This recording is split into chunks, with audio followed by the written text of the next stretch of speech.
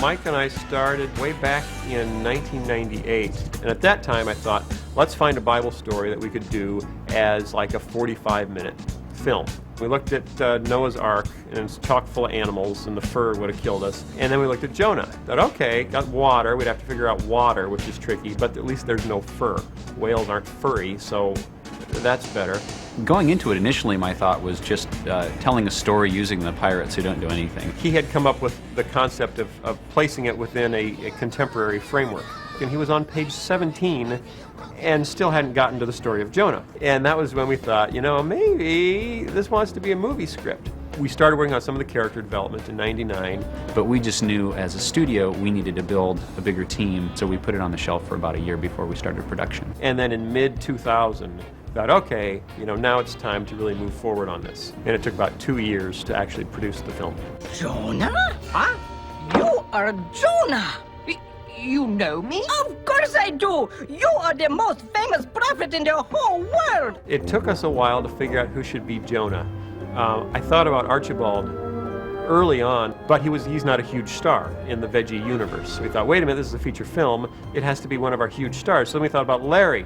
Thought, Larry, no, he doesn't get uptight. Then we thought about Bob. Bob gets uptight. Thought that could work, but because the film ends with him not learning anything, we didn't feel good about Bob not learning anything.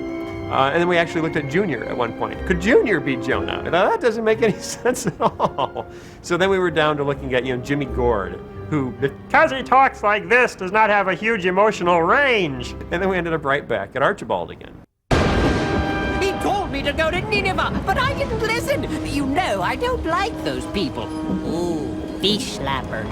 When we first wrote the original ending for Nineveh Repenting, Pa Grape was the king of Nineveh. But when we put it up on boards and watched it through in context with the rest of the film, it just didn't work. It's like, well, what's Pa Grape doing back there? And so from that, we went back and rewrote the whole ending from where Jonah approaches Nineveh up until when Nineveh repents. He reintroduced the pirates back into the story, as the winner of the sweepstakes, which made us then have to go back earlier in the script and add those, the sweepstakes elements into the beginning of the film and all of that. So there was a fair amount of, tweaking that we had to do because of that. Next up, Tarshish! I'll hoist the mainsail! I'll pop the popcorn! I'll get the moist towelettes!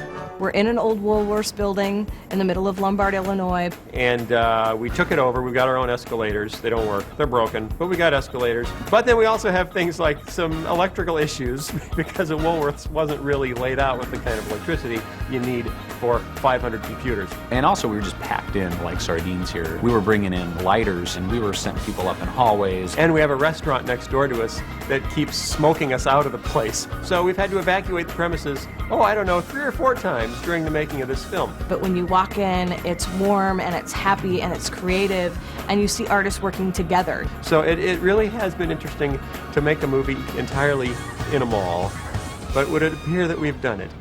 That was easy. It is very difficult to make limbless vegetables funny. We do have to take on the role of being an actor.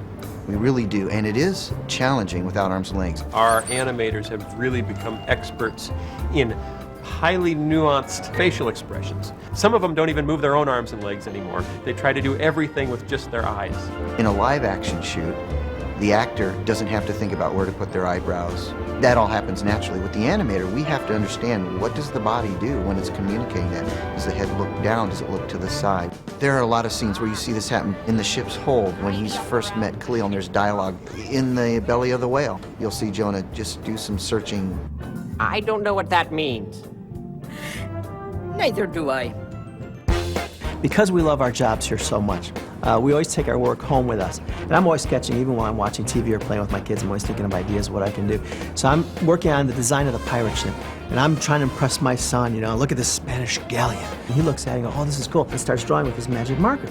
He's looking at mine, he's drawing, he's looking at mine, he's drawing. I'm looking at this, he's got like a baseball bat in there, and he's got a mitt and a glove and all the stuff that he loves. He's got in his drawing. And that's when we started to think we should have fun with this set and start bringing baseball mitts and gloves and sporting equipment. And he even had a little dartboard on there.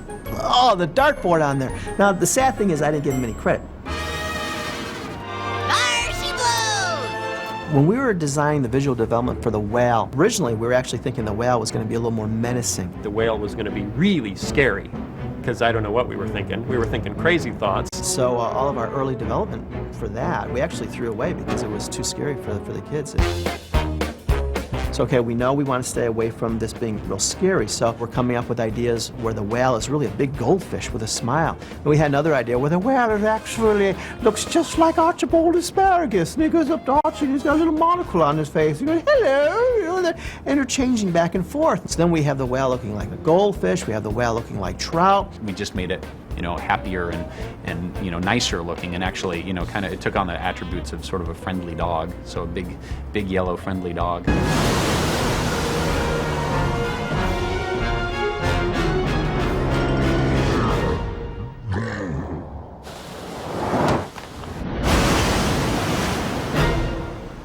With a live action film, you know, you need a Coke bottle, you get a Coke bottle and you shoot it and there it is, but with 3D you actually have to construct and model that bottle, and so there's so much attention put into detail of just the little things that, you know, you hardly see on screen at all at times. If you look at the deck of the pirate ship, if you look at the scene of the boat, you know, coming out from the harbor, and then the work of the lighters on top of that, you know, some of those shots took days to light. One shot took close to a month, I think, for an artist to light.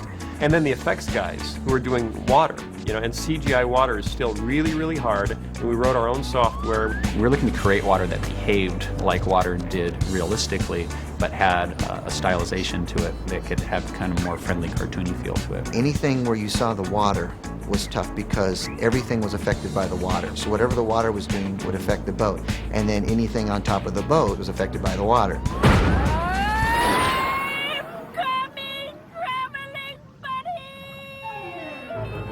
Khalil was very, very difficult to cast. Finding that right person to really fit that character came down to two final people. One of them was Mike, one of our directors, and the other one was Tim Hodge, who's the head of our story department for the film.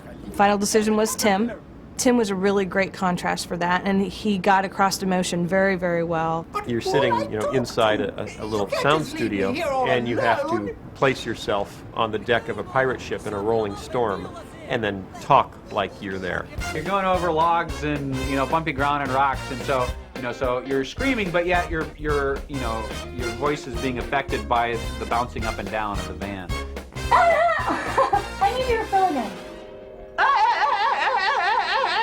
As Mike was writing it, he'd say, we just need, you know, the pirates to ad-lib. And Mike and I both kind of enjoy that. That's, woo, okay, let's just make up stuff. Oh, the napkin guy. Yeah, you know, he used to fold naps. When Junior sees the pirates behind the divider, none of that was scripted. We probably recorded, you know, 10 minutes of bantering with all of those characters and then went back in and, you know, just picked out some stuff to make it as funny as possible. Come on, wake up! We got trouble! If we don't do something quick, we're gonna sink! It looked like, for a while, the movie would not get done. It was about 2 months, 2.5 months before it was supposed to finish, and we were having a very hard time getting things rendered. You know, and that's when all the work is basically done, but the computers have to calculate, draw the actual pictures so they can go out to film. We actually employed people you'll see in the credits as render sleuths, people who would go in and try to find out what's wrong with this picture. We rented a dead store that was right behind, you had to go behind the Dairy Queen to get to it, and run fiber optic cable all the way across the mall to wire up 200 more render boxes so we could finish the film on time. We also had to bring in about 12 or 13 temporary lighting artists, and they were people who had just come off of either Ice Age or Jimmy Neutron. The scariest, worst time was when a lighter said, well, I haven't seen my shots for 2 weeks. This doesn't look good. And the shots actually were being sucked up by the render farm and going to this abyss over here somewhere. It was about 45 days of just total chaos. Many people doubted. I didn't doubt. I knew it was going to be a lot of hard work. We've done it with a very small, intimate crew here. Their passion, their talent is something I've never experienced before. It has been a difficult, hard road to get through Jonah, and with that, they've been the most kind, loving people. There's nothing better in the world than feeling like you've been a part of something that will change people's lives. That's the wonderful miracle and blessing of working here, that I've got a film that says God wants us to give a second chance to everyone. And that's an incredibly great message, something I need to learn every day. I hope that the audiences that have seen it will take away the message of compassion and mercy, especially in our age that we live in right now. So much has happened in the world since we began, the journey of Jonah, that it all seems almost predestined that this story is to come out right now, in this point in time in history. It really was the tenacity and the commitment of the people who made Jonah that I remember the most. They believe in the message of Jonah, they believe in the project, they believe in the big idea, and they made the movie possible. They just worked incredibly hard, sometimes around the clock, to get a film out there that can have a huge positive impact on kids. And I'm just really proud of the team that put it together. We had so many obstacles to overcome, and just the will and the desire and the heart of the people that went into making it. I just am really proud of that achievement. I can't believe how hard people worked to get it done, how much they sacrificed because they believed in it so much more than just making a film that's supposed to make a buck. We made a film that's supposed to make a difference, and that's a whole different ball of wax.